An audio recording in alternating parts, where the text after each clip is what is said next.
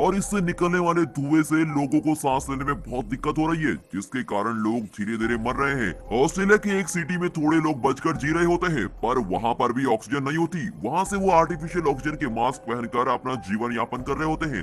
इस artificial oxygen को क्लोनिक्रॉप करके एक कंपनी बना रही है। उसी कंपनी की सुरंग में सिटी की सारी पावर सप्लाई प्रोड्यूस होती है। कंपनी में आर्टिफिशियल ऑक्सीजन बनाने की लैब में इथन के पापा रिचार्ड साइंटिस्ट का काम कर रहे होते हैं। इथन का 8वां जन्मदिन आता है, तो उस दिन इथन के पापा उसको एक गिफ्ट देते हैं और कहते हैं कि बेटा मैं तुम्हारे लिए गिफ्ट लेकर आया हूँ, इस बॉक्स को खोलो।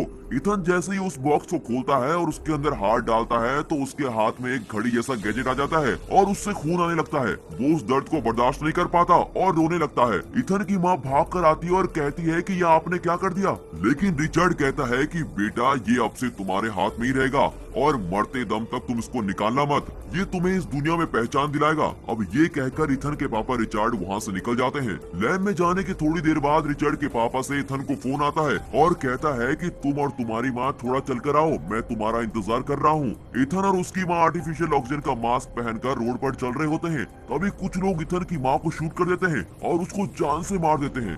उसका मास्क और इथन का मास्क निकाल कर वहाँ से चले जाते हैं। अब इथन पापा पापा करके पुकार रहा होता है कि पापा बचाने के लिए आएंगे, लेकिन वो आता ही नहीं। तभी जूडो करके एक आदमी आता है जो कि आर्टिफिशियल ऑक्सीजन का मास्क देकर उसको वहाँ से बचाकर ले जाता है और उसको अपने साथ पालने लगता है। इथन के पापा रिचर्ड के काम करने वाली क्लोनिकॉप कंपनी में वो एक इलेक्ट्रिसिटी डिपार्टमेंट में काम कर रहा होता है। अचानक एक दिन वहाँ पर पावर प्रॉब्लम आती है और उसको रिलोड करने के लिए इथन बहुत ट्राई करता है। तभी अलर्ट आता है कि अगर 30 सेकंड में उसको ठीक नहीं किया गया तो एक बहुत बड़ा बॉम्ब ब्लास्ट होगा। इथन कैसे भी करके उसको ठीक कर देता है। ऐसी पावर प्रॉब्लम ठीक करने में इथन बहुत ही माहिर हो जाता है। उसके बाद ड्यूटी खत्म करके सारे वर्कर्स लाइन में खड़े हो जाते हैं। फिर उनकी आंखों को स्कैन कर रहे होते हैं। उसके लिए वो मास्क निकालते हैं और मास्क निकालते वक्त उस वर्कर्स में से एक खून की उल्टी कर रहा होता है। ये आर्टिफिशियल ऑक्सीजन सबको सूट नहीं करता और इसी की वजह से बहुत लोगों को ऑक्सीजन सिकनेस हो जाता है, जिसके शिकार होकर वो थोड़े दिनों में ही मर जाते हैं। तभी दिखाते हैं कि एक सिख आदमी अपने आप को आग लगाकर जला रहा होता है और ये सब इथन की आंखों के सामने हो रहा होता है। वहाँ से कट करके मूवी का टाइटल 2067 डाल के मूवी शुरू होती है। हमारा हीरो इथन शिफ्ट खत्म करके अपने घर जाता है। टीवी में उसके सामने न्यूज चल रही होती है।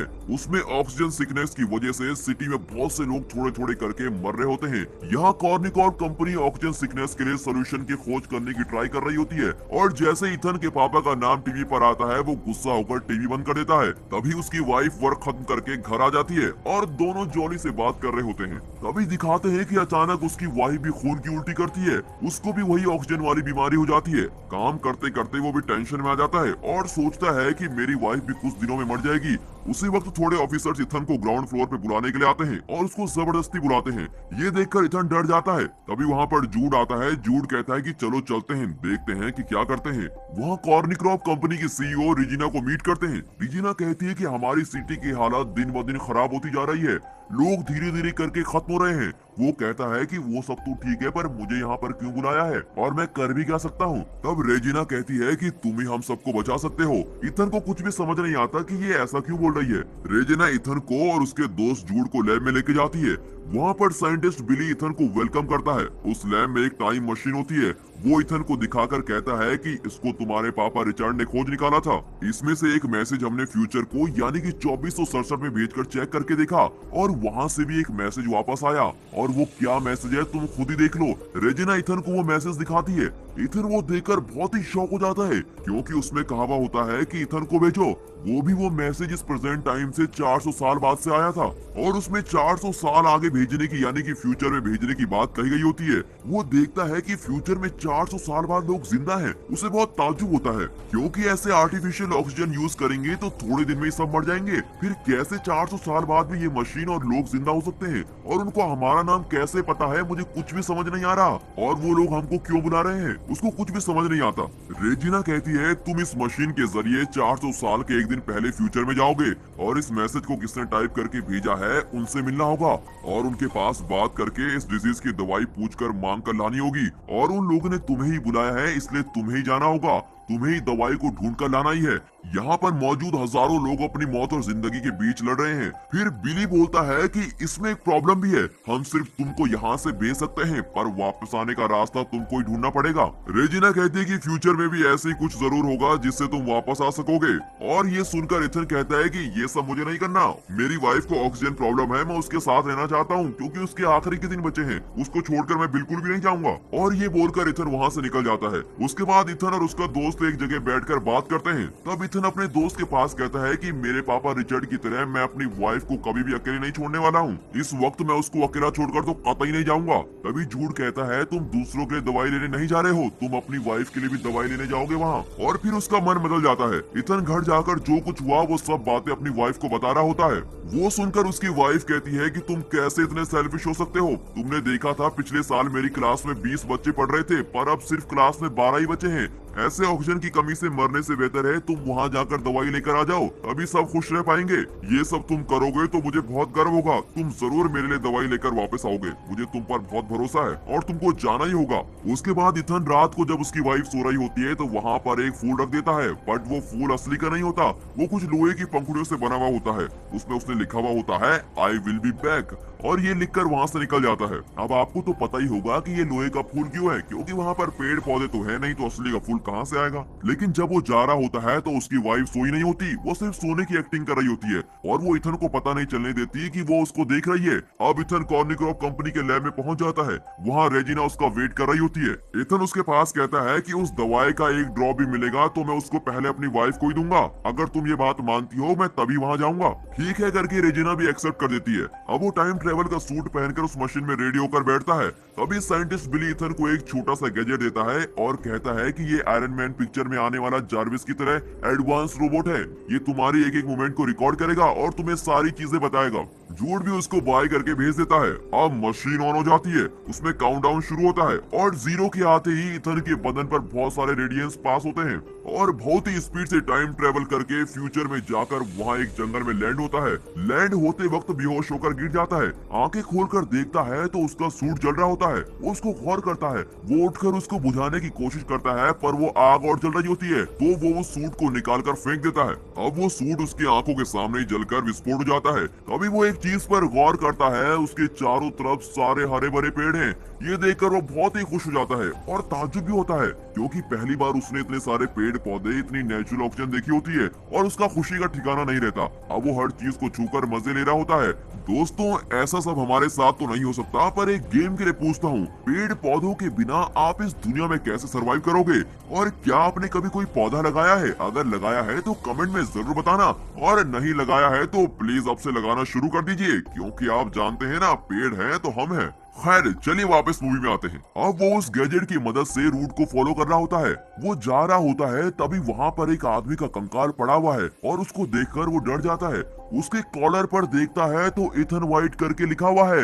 ये देखकर तो वो बिल्कुल ही शॉक हो जाता है क्योंकि ये उसी का कंकाल होता है। अब वो उसकी खोपड़ी पर देखता है तो ये गोली का निशान होता है। अभी उस कंकाल के पास में देखता है तो वहाँ पर वैसा ही गैजेट होता है जैसा उसको बिली ने दिया होता है। वो उस पुराने गैजेट से अपने नए गैजेट के बारे में पूछता है, पर वो बोलता है कि मुझे टाइम ट्रेवल के बारे में कुछ भी नहीं पता। फिर वो कंकाल के हाथ में देखता है तो वैसे ही घड़ी होती है जैसे उसके पापा ने उसको दी थी। अब उसको अपनी प्रेजेंट घड़ी के बाजू में रखकर देखता है। देखने में दोनों एक ही तरह दिखती हैं, लेकिन गौर करने वाली बात यह है कि जो उसकी प्रेजेंट घड़ी है उसमें रेड लाइट होती है और उस कंकाल की घड़ी में ग्रीन लाइट जल रही होती है। अब वो उस पुराने गैजेट को ऑन करके चेक करता है और उसमें बात करने की कोशिश करता है, पर उसमें तो 2% ही चार्ज बचा होता है और वीडियो डिस्प्ले नहीं हो पाती, इसलिए सिर्फ ऑडियो चलती है। फिर वो ये कहता है कि आखिरी में जो इंसिडेंट हुआ था उसके बारे में ऑडियो प्ले करो। उस ऑडियो में थोड़े डायलॉग्स के बाद कोई इसको गन से शूट करने की आवाज सुनकर बहुत डर जाता है। ऑडियो के प्ले होने के दूसरे सेकंड में उस गैजेट में चार्ज खत्म हो जाता है। फिर वो सोचता है कि जैसी आवाज इसमें सुनाई दे रही है वैसी मैंने कहीं तो सुनी है, कहीं तो जरूर सुनी है। अब उसे ऐसा एहसास होता है जैसे इस दुनिया में अभी कोई जिंदा ही नहीं है। थोड़ा थोड़ा अंधेरा होने के बाद वो प्रेजेंट वाले गैजेट की मदद के साथ आग जलाकर उसके बाजू में बैठ जाता है। फिर वो कुछ फल वगैरह ढूंढ कर खाता है। उसके खाने के थोड़ी देर बाद जोर से बिजली चमकती है और बारिश शुरू हो जाती है। तभी देखते हैं कि दूर से कुछ रोशनी नजदीक आ रही है। उसके बाद एक आदमी उसके नजदीक आ रहा होता है। उसको देखकर ये सोचता है कि कहीं ये वही आदमी तो नहीं सुनी जिसने मुझे मारा था, और वो डर कर भागने की कोशिश करता है, पर वो बेहोश होकर गिर जाता है क्योंकि उस फल में जहर होता है। आया हुआ आदमी उसके हार्ट पे एक इंजेक्शन लगाता है। थोड़ी देर बाद आंख खुलने पर उस आदमी के नजदीक आने पर ही पता चलता है कि वो उसका दोस्त जूड है। तब जूड कहता है कि तुमने वो जहरीला फल खाया, इसलिए मैं तुमको बचाने के लिए यहाँ आ गया हूँ। तुम अपनी जान के लिए लड़ रहे थे, जिसको हमने गैजेट के जरिए देख लिया था। तुम्हें बचाने और तुम्हारा साथ देने के लिए मैं भी आ गया हूँ। दूसरे दिन सुबह हो जाती है। फिर इथन जूड को भी वही कंकाल दिखाता है जो उसने देखा था, और ये देखकर जूड भी बहुत आश्चर्यचकित हो जाता है। उसके बाद दोनों जल्दी जल्दी दवाई ढूंढने की कोशिश कर रहे होते हैं और कहते हैं कि हमें जल्दी वापस भी जाना है। फिर वो अपने गैजेट से हेल्प मांगते हैं। वो उसको नया रूट दिखाता है। उसको फॉलो करते जाते वक्त वहाँ पर एक दरवाजा दिखता है। सिर्फ इथन उस दरवाजे के पास जाकर खड़ा हो जाता है। जूड एक पेड़ के पीछे छुपकर बैठ जाता है। तभी उस डोर से एक इंस्ट्रूमेंट निकलकर बाहर आता है और इथन की आंखों को स्कैन कर रहा होता है, और दूसरे ही सेकंड वो डोर खुल जाता है। दोनों अंदर जाते हैं। अंदर बहुत ही अंधेरा है, और थोड़ी दूर चलने के बाद एक सिस्टम को देखते हैं। उसमें वेलकम इथन करके एक मैसेज डिस्प्ले होता है। तभी मशीन में आता है कि डीएनए को एनालाइज करना होगा। वो जैसे ही सिस्टम के आगे हाथ दिखाता है, उसके हाथ में जो घड़ी होती है वो अपने आप उसका खून निकालती है। वो दर्द के कारण तड़प रहा होता है। कुछ ही सेकंड में इसकी घड़ी की लाइट रेड से ग्रीन हो जाती है। फिर ये लोग समझ जाते हैं कि हम कॉर्निक्रॉप कंपनी में ही हैं। उस सिस्टम में इथन आखिर में जो इंसिडेंट हुआ था उसको डिस्प्ले करने के लिए कहता है। उस डिस्प्ले में इथन के 8वें जन्मदिन के समय रिचर्ड उसको वो घड़ी जब पहनाता है, उससे पहले के लैब में होने वाले इंसिडेंट को वो दिखा रहा होता है। रिचर्ड टाइम मशीन के जरिए एक मैसेज फ्यूचर को सेंड करता है। तभी रिप्ले आता है कि सैंड इथन व्हाइट। ये देखकर रिचर्ड बहुत ही शॉक हो जाता है। सिर्फ वो ही नहीं, रेजिना और बिली दोनों भी शॉक हो जाते हैं। रेजिना पूछती है कि उन लोगों को तुम्हारे बेटे का नाम कैसे पता। रिचर्ड कहता है कि वही तो मुझे समझ नहीं आ रहा। रेजिना पूछती है कि वो लोग हमें सिर्फ मैसेज क्यों भेज रहे हैं, वो लोग यहाँ आकर हमसे बात भी तो कर सकते हैं। तभी उसके जवाब में बिली कहता है कि पावर फेलियर हो रहा है, और अगर पावर प्रॉब्लम ना हो तो उस तरफ से इस तरफ कोई भी आ सकता है। वीडियो प्ले होने के बाद ही वहाँ पर भी पावर प्रॉब्लम आ जाती है। तभी इथन को जूड पर कुछ शक हो रहा होता है और पूछता है कि जहरीला फल खाते ही एक डॉक्टर या साइंटिस्ट आ सकता था, पर तुम ही क्यों आए। उसके लिए जूड कहता है कि अभी बात करने का टाइम नहीं है, आओ हम यहाँ से निकलकर पावर प्रॉब्लम को सॉल्व करते हैं, अभी हम तुम्हारी वाइफ को बचा सकते हैं। इसको सुनते ही इथन कहता है कि जब देखो तुम मेरी वाइफ के बारे में बोलकर मुझे यूज कर रहे हो, और जूड से लड़ता है। टाइम मशीन लॉन्च होने के लिए अब सिर्फ 3 घंटे और 30 मिनट है, और उसमें वो काउंटडाउन शुरू हो जाता है। अब इन 3 घंटों के अंदर इनको 3 काम करने हैं। पहला कि इस तरफ से उस तरफ मैसेज किसने भेजा था, दूसरा ऑक्सीजन सिकनेस के लिए दवाई, और तीसरा है कि वहाँ की पावर सप्लाई को ठीक करना है, वरना वहाँ पर बहुत बड़ा धमाका हो जाएगा। अब वो सिटी के अंदर जाकर देखते हैं तो वहाँ पर सिटी सारी तहस नहस हो चुकी है, सब कुछ बर्बाद हो चुका है। वहाँ पर सारे लोग ऑक्सीजन न होने की वजह से मास्क के साथ ही वहाँ कंकाल में बने हुए हैं, और वहाँ पर लाइन से बहुत सारे कंकाल पड़े हुए होते हैं, कोई जिंदा नहीं होता। इथन अपनी वाइफ की क्लासरूम की जगह पर जाकर देखता है, वहाँ पर उसकी वाइफ और दूसरे स्टूडेंट सारे मरकर कंकाल में बने हुए होते हैं। अपनी वाइफ के कंकाल के हाथ में वो उसी फूल को देखता है जो उसने जाने से पहले उसको दिया था। उसमें उसकी वाइफ ने लिखा हुआ होता है कि तुम फिर वापस जरूर आओगे, मैं भगवान से प्रार्थना करूंगी। ये देखकर वो बहुत अपसेट होकर रोने लगता है। वो जूड को देखकर कहता है कि हम किसी को भी बचा नहीं पाएंगे, सब लोग मर चुके हैं, और फिर दीवार पर लगकर बैठ जाता है। रोते हुए वो जूड से कहता है कि अगर मैं अपनी वाइफ को छोड़कर नहीं आता तो उसके साथ ऐसा कुछ भी नहीं होता, और ये सब लोग मरकर ऐसे कंकाल बनकर पड़े हैं, इसका मतलब तो यही है कि मिशन ऑलरेडी फेल हो चुका है। लेकिन जूड कहता है कि चिंता मत करो।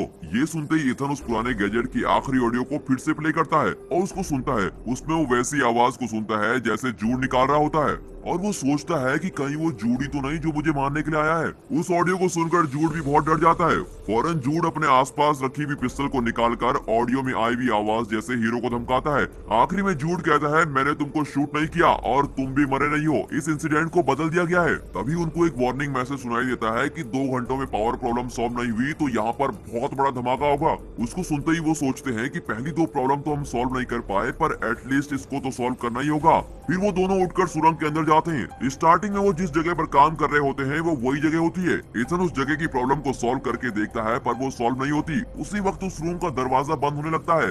रूम के बाहर खड़ा हुआ जूड भागकर उसको रोकते हुए इथन को बाहर आने के लिए कहता है। इसके लिए इथन कहता है कि अगर मैं भी बाहर आ गया तो यहाँ इस प्रॉब्लम को सॉल्व कौन करेगा, और मैं बाहर आ गया तो धमाका होकर सब कुछ बर्बाद हो जाएगा, उसके बाद कुछ भी ठीक नहीं हो सकता।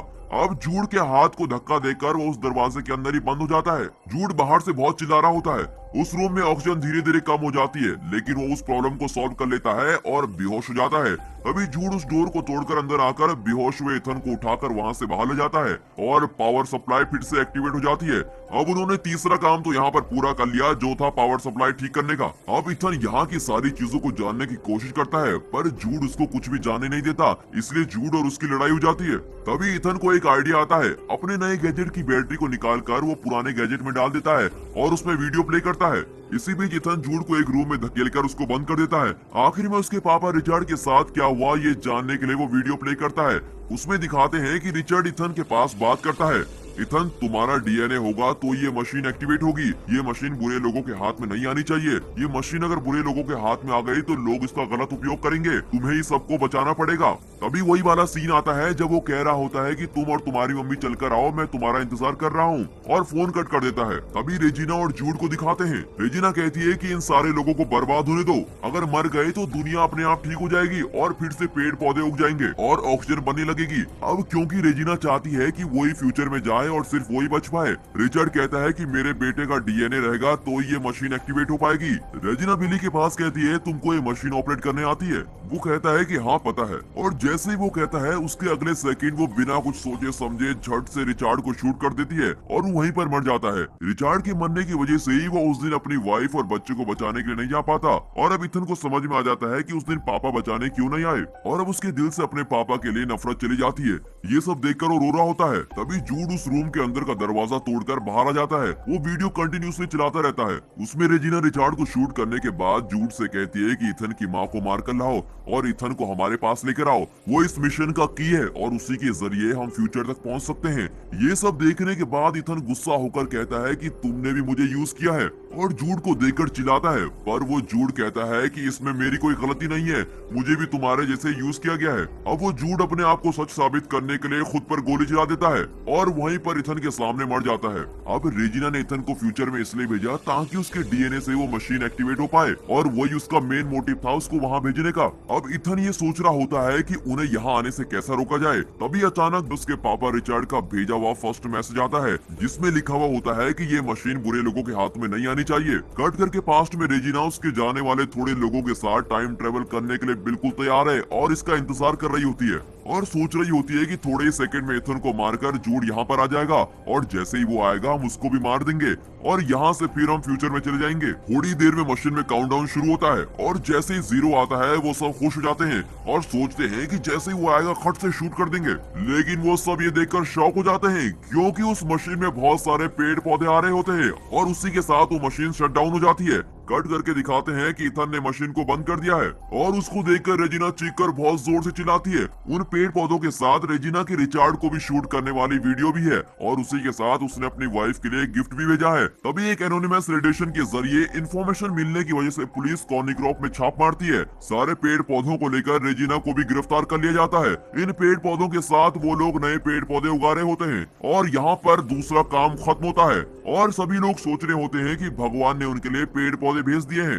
ये सब कुछ न्यूज में चल रहा होता है। उसकी वाइफ ये देखकर बहुत खुश हो जाती है और सोचती है कि ये इथन का काम ही है, और वो समझ जाती है कि मेरे पति इथन ने किया है। तभी इथन का भेजा हुआ गिफ्ट एक लड़की आकर उसको देती है। उसको ओपन करके देखती है तो उसके अंदर असली का फूल होता है। उसको देखकर वो बहुत खुश हो जाती है और उसकी आंखों में आंसू आ जाते हैं। अब फ्यूचर में रह रहे इथन को दिखाते हैं। अब वो भागकर जाके सिटी को देखता है। वहाँ पर भी बहुत सारे लोग जिंदा हैं और सारी सिटी में हरे भरे पेड़ पौधे हैं और वहाँ पर बहुत खुश रहता है। और यहाँ पर ये मूवी खत्म होती है। इस फिल्म को समझने में थोड़ी दिक्कत जरूर होगी, मैं समझता हूँ, पर इस वीडियो को आप फिर एक बार जरूर देखिए ताकि